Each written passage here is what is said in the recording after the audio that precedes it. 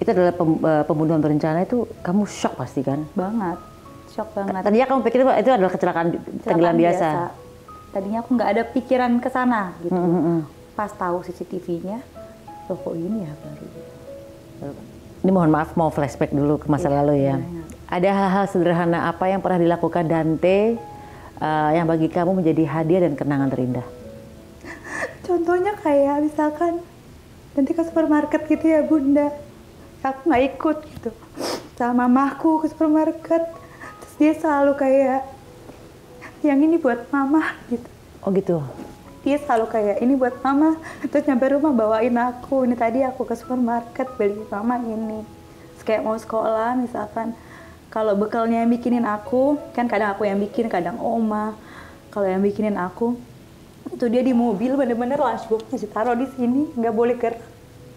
Kayak takut rusak gitu. Oh, karena bikinan sama ibunya. Kayak dia seneng banget gitu kalau aku bikinin. Kan biasanya aku lucu-lucu kasih mata, kasih apa, dia takut rusak. Oh, jadi nggak boleh gerak. Tunggu, aku baru balik tidur di kamar. Setelah setahun ini? Katanya aku bawa di ruang tamu. Oh, tadi kamu bawa di ruang tamu terus? Karena buat ke kamar tuh berat ya? Buat naik ke lantai 2 aja tuh udah aduh kayak cepet coba naik ambil baju cepet. Sekarang aku baru 3 minggu bawa di kamar lagi.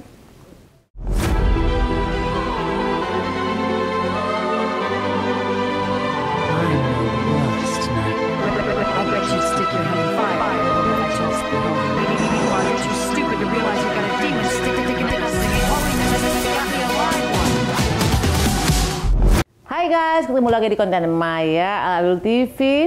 Bintang tamu hari ini adalah seorang aktris cantik, seorang ibu yang setahun lalu viral karena Dante, sang anak yang meninggal ditenggelamkan oleh mantan kekasih.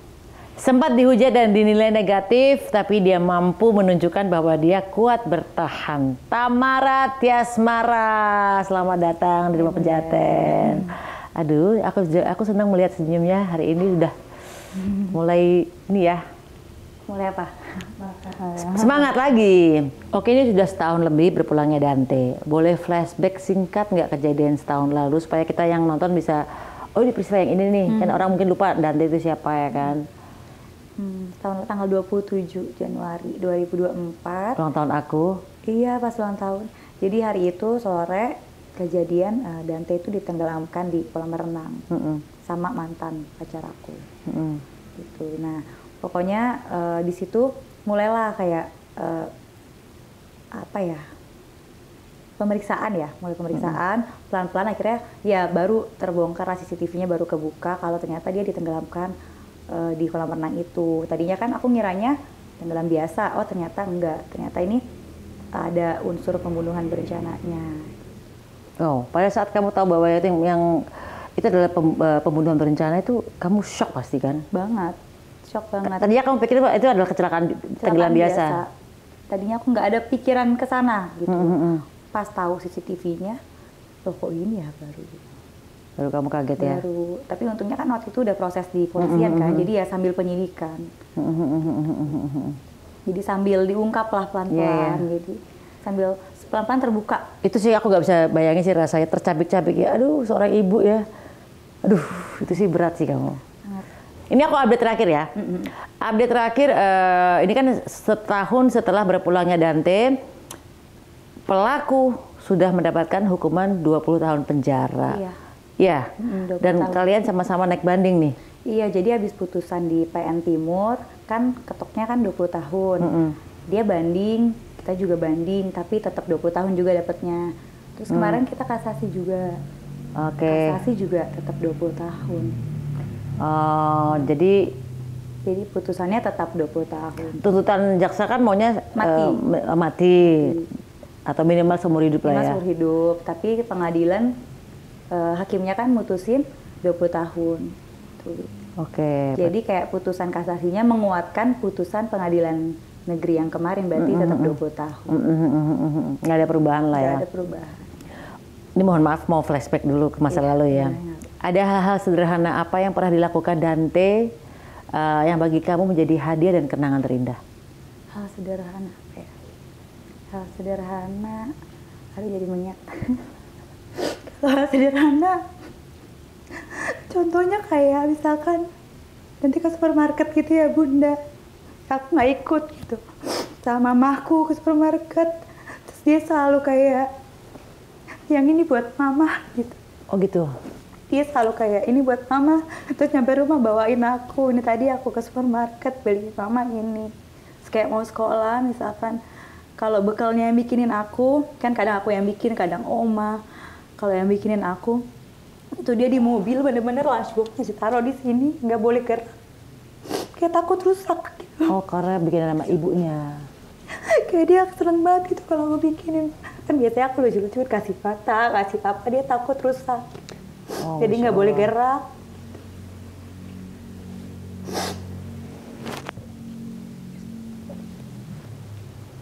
Ya udah kita mikirin yang lucu-lucu aja. Kebiasaan lucu dia deh. Lucu ya. Lucu, dia suka konser, dia suka nyanyi. Suka nyanyi juga, suka musik gitar, berarti suka dia ya. musik. Burung dari bapaknya kali ya.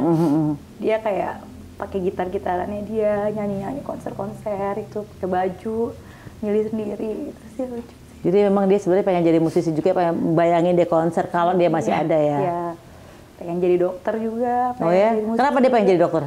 Dia ngefans banget sama dokternya dia, dokter anaknya, dokter Linius, ngefans banget. Dia selalu ngomong kayak pengen jadi kayak dokter Linius. Dokter Linius itu cewek cowok? Cowok. Cowok. Dia kayak seneng gitu loh kayak dokter Linius, kayak bisa bikin dia sehat. Kalau dia flu kan dia ke dokter, sembuh. Lucu kali dokternya enggak? Suka ngelawak enggak ya? Enggak, padahal dokter diem banget. Kereng gitu. Sampai ada foto dokternya dia ikutin, minta difoto juga sama kayak gini. Oke, jujur ya, kamu pernah marah sama Tuhan nggak? Gara-gara peristiwa itu?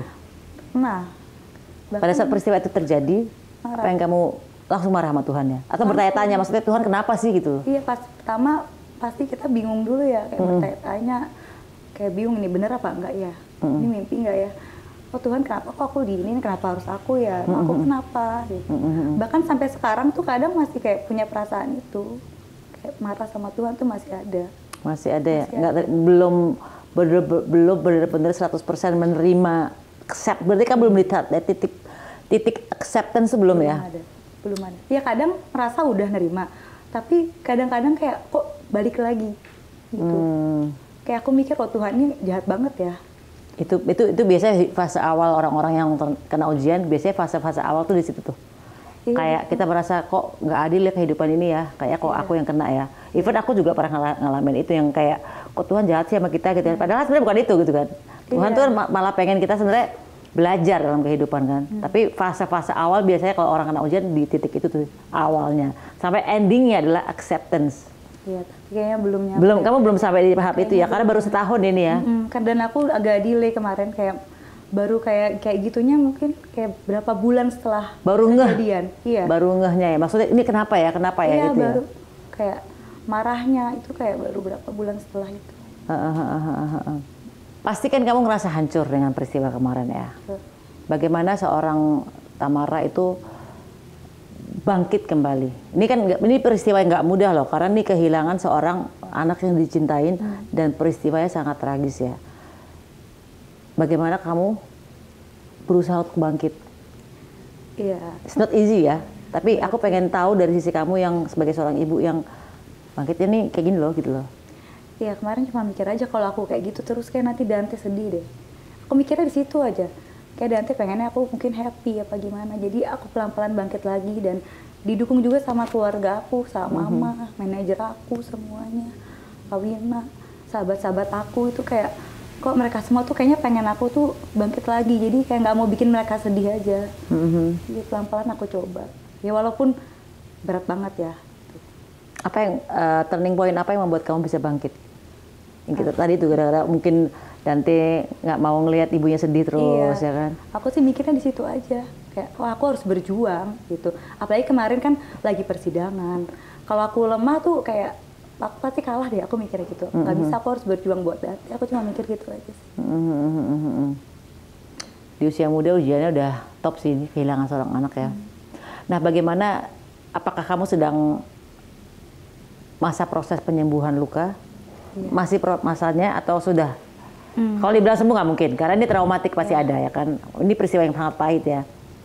Tapi bagaimana kamu prosesnya penyembuhan luka itu? Ini sih lagi, menurut aku masih proses ya buat sembuh. Kayak aku kesana sini sih, psikolog iya, psikiater iya. Apa yang disarankan psikolog ke kamu? Kalau psikolog sih justru katanya hadapi.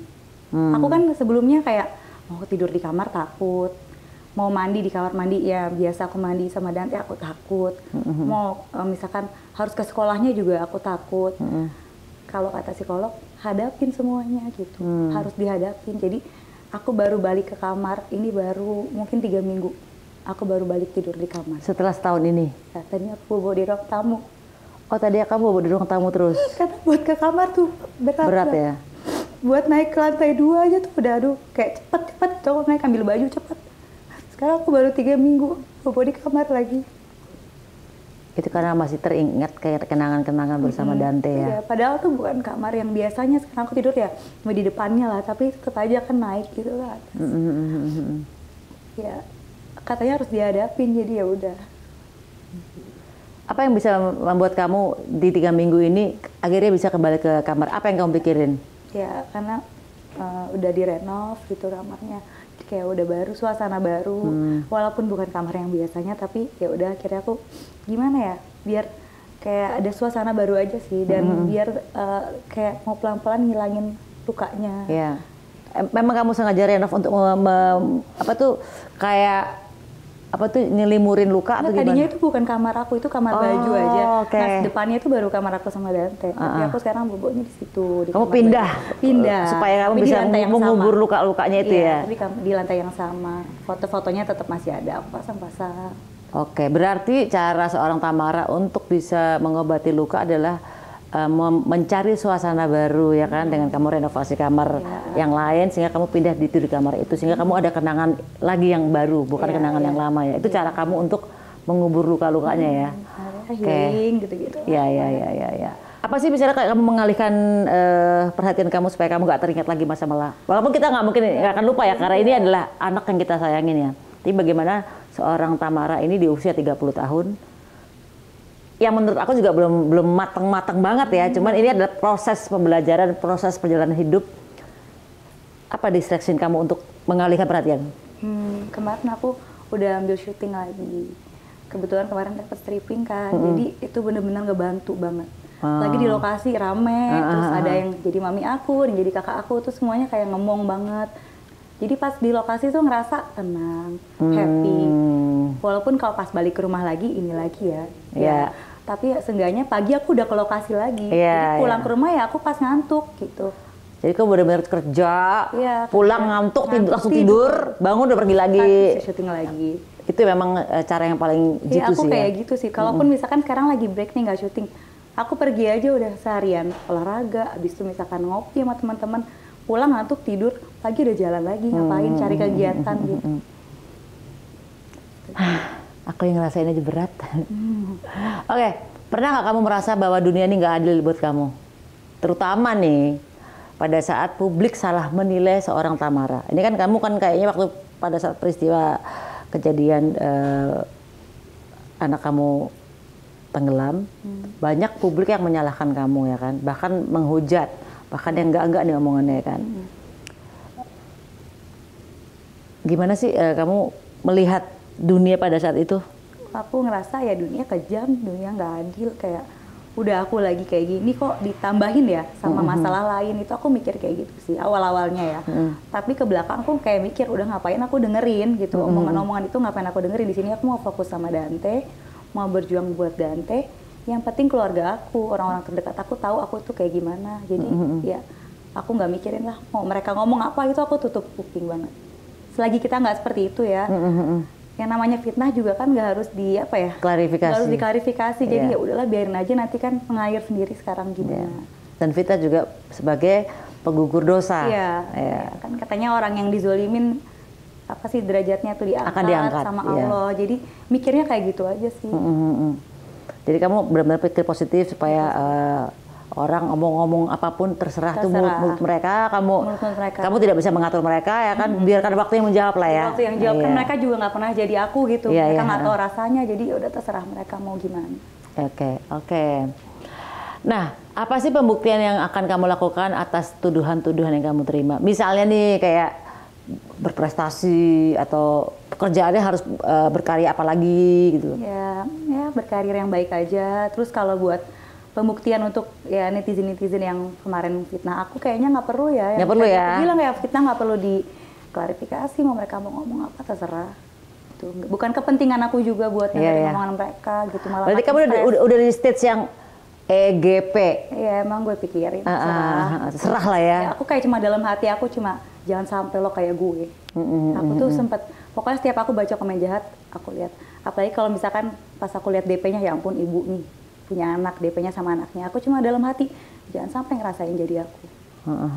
Itu sebenarnya yang bahaya kan. Kalau kayak ya makanya dalam sosmed tuh baik-baik aja deh, gitu. Karena kita nggak pernah tahu doa-doa orang-orang yang sakit hati, orang yang sakit hati itu kayak gimana. Iya, orang sakit hati kan kadang-kadang tembus langit ya doanya, katanya, ya kan katanya gitu ya. Gitu. Wow, kamu sebagai orang yang terzalimi oleh kata-kata netizen ya, sadar dong berarti. Berarti kan kamu lagi doa-doa yang baik-baik tuh supaya dikabulin. Iya, justru doanya yang baik-baik aja. Ya supaya dikabulin kan. Karena kan lagi di ini banget kayaknya waktu itu, sampai sekarang bahkan. Sampai sekarang masih ada ya berarti ya? Masih ada. Masih ada komen jahat apa? Masih ada beberapa kayak misalkan upload, misalkan lagi di lokasi gitu ya, lagi kan sekarang TikTokan atau apa. Ih masih bisa ya joget-joget, senyum-senyum, itu masih banyak. Loh katanya gue harus merenung terus tiap hari, gila apa? Iya, ya. Emang nggak boleh bersosialisasi. Iya, kadang-kadang kita harus berbahagia dong. Berbahagia bisa dengan joget-joget, ya bisa dengan kerja, ya kan? Bener. Nah kita masa harus berduka terus lamanya kan nggak lucu ya? Iya bener, kan mereka juga nggak tahu ya, itu cuma kayak 2 menit doang video. Mungkin mereka belum tahu sih rasanya berduka seperti apa, jadi mereka enak aja bacotnya gitu kan? Mungkin gitu, karena kan duka setiap orang tuh beda-beda ya. Ada yang orang berduka tapi menutupinya dengan senyum, dia senyum-senyum padahal dia lagi berduka banget ya kan? Ya itu bener, mereka nggak tahu, karena beda-beda sih duka orang. Oke, gara-gara peristiwa ini, apakah kamu trust issue dengan namanya hubungan? Trust issue pasti banget, kayak mikir nanti dia gini nggak ya, nanti dia gitu ya. Itu ada terus sih di pikiran aku, di otak aku. Jadi kayak orang sekarang tuh kayak nggak gampang percaya orang. Itu sih kayak agak susah buat percaya sama orang. Berarti kamu juga lagi nggak mau cari pacar juga lagi ya? Bukan nggak mau ya, apa ya, mungkin lebih hati-hati. Lebih hati-hati ya? Kayak takut ya, maksudnya takut nanti begini nggak ya, ntar kayak gitu nggak ya. Jangan takut kalau gitu. Trust issue. Nanti kejadian. Iya jangan. Mikir yang baik-baik. Mikir yang baik-baik aja. Tapi tetap nggak bisa hilang sih trust issue-nya, susah. Kalau kamu ke psikolog, apa belum bahas yang masalah kayak nasihat bahwa ini cara menghilangkan trauma hubungan belum? Oh belum. Kalau soal hubungan masih kayak tentang ininya apa, grieving-nya. Berdukanya gimana, proses dukanya masih soal itu. Cuma hadapi aja. Hadapi. Ada lagi nggak nasihat lain? Katanya kan aku delay. Gitu, jadi hadapi. Terus kalau lagi kenapa disuruh tulis. Bikin jurnal. Oke. Saya suruh bikin jurnal. Cuma aku kayak buat nulis aja tuh masih kayak gimana ya, berat gitu. Karena aku sekarang udah bukan nulis, sekarang ketik. Iya, karena aku orangnya nggak bisa kayak nulis ini itu nggak bisa gitu. Jadi ya, belum bikin. Yang disuruh bikin jurnal seperti apa? Misalnya hari ini aku makan, hari ini aku meeting. Kayak perasaan kita hari ini tuh gimana? Jadi harus mencurahkan perasaannya. Di buku. Jadi kalau lagi marah juga katanya disuruh gambar, misalkan coret-coret atau gimana, itu gimana, kayak gitu sih. Tuh dengerin guys, kalau kalian lagi marah, kalian bikin jurnal. Ini nasihat dari psikolog ya. Kalau kalian lagi berduka, kalian bikin kayak jurnal ceritain ya. aja kayak teman kita gitu, diceritain. Aku disuruh gitu. Suatu saat kalau udah 10 tahun kemudian kita baca jurnal kita 10 tahun lalu, ya gila, dulu kita gini stage-nya. Ini gambar apa ya? Iya. Ini lagi kenapa dia ini ya? Oh iya, seru. Jadi itu bagus sih sebenarnya. Supaya kita bisa mengekspresikan segala sesuatunya kan. Terapi juga bagus sih. Iya. Ya, pelepasan energi yang mendem lah gitu loh. Iya. Belum dicoba tadi kalau itu. Sama sekali udah belum nulis, ya. Sempat nulis tapi belum yang rutin. Sesekali. Udah coba ditulis tapi kita begitu baca ngakak ya. Lo nggak gitu enggak ya? Gue enggak ya. Enggak, belum. Kayak kalau marah mau nulis apa aku bingung gitu, kayak mau nulis gimana ya. Oke. Baiklah, pelajaran hidup apa yang kamu dapatkan dari kejadian itu? Pelajaran hidup apa ya? Ya jangan percaya sama orang. Jangan gampang percaya sama orang. Percaya walaupun itu orang terdekat. Jadi kalau udah lihat, kamu ngomongnya ke aku ya. Terus. Kalau udah lihat red flags itu udah tinggalin deh kalau udah red flag. Itu tinggalin, kayak jangan takut sendirian sih. Kalau buat aku jangan takut sendiri, kayak nanti kalau putus sendirian apa, jangan takut sendiri. Itu sih ya pelajaran yang aku ambil. Jadi kalau udah lihat red flag udah langsung lepasin. Sebentar, kamu sebelumnya ngelihat red flag ya di pasangan kamu itu? Sebenarnya iya, red flag, tapi ke aku sih ada red flag, kayak yang main tangan gitu, main tangan kayak gitu, Kak, kekerasan lah. Sudah ada tuh bibit-bibit seperti itu ya, tapi kamunya kayak mendinai ya? Iya, kayak denial ya gitu. Tapi memang untuk orang-orang yang di bawah 30 tahun, kan kadang-kadang masih suka polos ya, masih belum terlalu banyak pengalaman hidupnya, sehingga kadang-kadang aku aja yang udah umur 40 tahun aja kadang-kadang masih juga nggak tahu ini orang jahat apa enggak. Iya. Sampai harus diingetin sama temen, Mai itu orangnya gini loh ya, kamu jangan deket-deket loh. Kadang-kadang gue suka, enggak dia baik kok gitu loh. Iya, itu aku gitu banget orangnya. Bahkan teman aku yang lebih bawel, kayak ntar dia kayak gini nih, kayaknya dia kayak gini. Tapi kitanya kayak denial gitu kan. Iya. Kamu ini nggak dengerin teman-teman kamu yang nasihatin yang baik nggak sekarang? Maksudnya kayak sekarang dengerin banget. Sekarang dengerin ya? Sekarang dengerin, karena waktu itu aku kayak nggak mau dengerin omongan teman, sahabat aku semua nggak ada yang aku dengerin. Kalau sekarang dengerin banget omongan teman. Ya walaupun harus kita pikir lagi ya itu bagus apa enggak. Tapi ya aku terima lah gitu nasihat-nasihatnya. Kalau dulu kan enggak, pokoknya salah, lu salah gitu kan. Kalau sekarang oke, gue terima, tapi gue mikir dulu ya, gue proses dulu nih ya kan gitu. Kayak gitu. Kalau sekarang lebih mau mendengarkan orang lain. Jadi kalau kita boleh bilang bahwa kadang-kadang yang di bawah umur 30 tahun ini goblok gitu ya, polos ya. Iya itu, beda tipis kan. Beda tipis. Antara kita yang terlalu polos atau kita yang terlalu naif. Iya itu. Beda tipis kok. Iya. Oke. Nah, pesan buat para single mom nih, terutama dalam memilih pasangan, harus hati-hati. Harus hati-hati. Kalau lihat red flag langsung tinggalin. Jangan takut sendiri. Kamu berarti gini, cek bibit bobot bebetnya dulu nggak? Sekarang iya, kalau tadinya nggak. Sekarang iya harus cek. Harus cek sih. Harus cek banget kayak backgroundnya gimana, orangnya, keluarganya seperti apa, itu ternyata penting. Yep. Ada orang yang mungkin kalau orang kebanyakan di luar negeri, kebanyakan apalagi western ya, nggak peduli itu. Yang penting lu cinta, gue cinta, kita jalan yuk gitu kan. Tapi kalau misalnya ada yang juga yang nggak perlu bibit bobot bebet, tapi ternyata harus dicek, ya kan. Bukan berarti kita matre, enggak, tapi kita memang harus mencek ini anak bapaknya siapa nih. Iya. Ya kan, punya orang tuanya seperti apa gitu kan. Bapaknya siapa, karena kadang keluarga itu mencerminkan dia kan. Iya.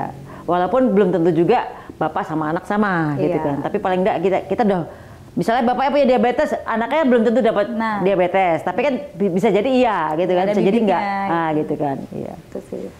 Cek dulu bibit-bibit bobotnya. Pokoknya sekarang lihat backgroundnya seperti apa, terutama background keluarganya.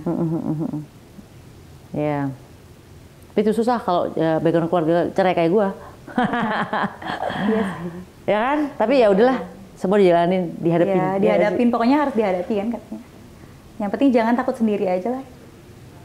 Peristiwa kamu ini kan tidak mudah tentunya ya. Apalagi kamu juga mendapatkan, disalahkan juga oleh mantan suami, ya kan? Disalahkan oleh netizen, ya kan? Siapa yang paling berperan besar dalam membantu kamu untuk bangkit kembali? Karena not easy, sekali lagi gak gampang buat kamu. Udah disalahin mantan suami, disalahin netizen, ya kan?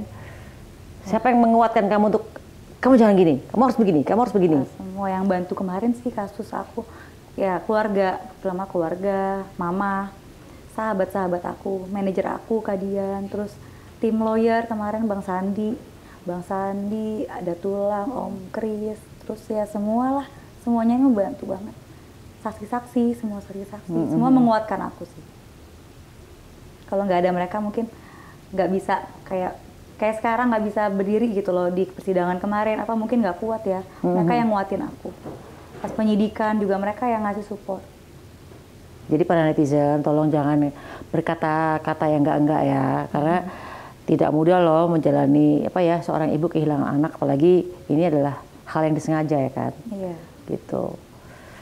Jangan kita menghakimi orang juga karena kita tidak tahu peristiwanya. Jangan sampai kita mengumbar fitnah kepada orang yang belum tentu juga salah juga gitu kan.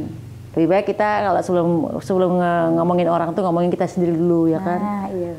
Kita udah bener belum jadi orang gitu. Baru kita komentar orang. Kalau kita udah bener banget ya, tapi jangan merasa bener.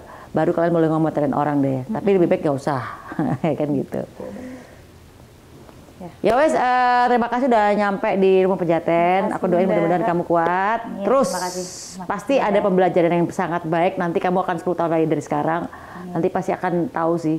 Oh kenapa ya Tuhan beginiin seorang Tamara ya kan. Sampai hari ini kan belum ketemu nih ya kan. Masih di ya masih why? Why me ya kan. Kata Allah kan why not itu kan. Iya ya. Iya, tinggal dicari aja. Tinggal sampai aku menunggu kamu nanti udah acceptance. Kita ketemu lagi. Iya, aku telepon langsung. Aku udah menerima dengan lapang dada. Aku udah tahu kenapa. Oh iya, soalnya apa sih? Peristiwa itu nggak cepet. Iya. Tapi nanti pasti akan tahu, oh kenapa ya ternyata aku dibeginikan sama Tuhan itu loh. Gini loh PR-nya, ini adalah jawabannya. Ini kan PR, ini kan lagi ujian kehidupan. Pasti harus ada butuh jawaban. Nah jawabannya kan belum paham kan, belum tahu. Lagi mencari jawabannya. Masih mencari jawaban. Iya. Nanti aku kabarin ya. Mantap. Kalau udah ada. Iya. Oke, baiklah. Makasih Tamara udah mampir Rumah Pejaten dan mudah-mudahan semuanya baik-baik aja. Dan apapun yang kamu lakukan menjadi sesuatu hal yang baik. Amin. Dan kesuksesan yang besar di tangan kamu. Amin. And see you in the next content. Bye-bye.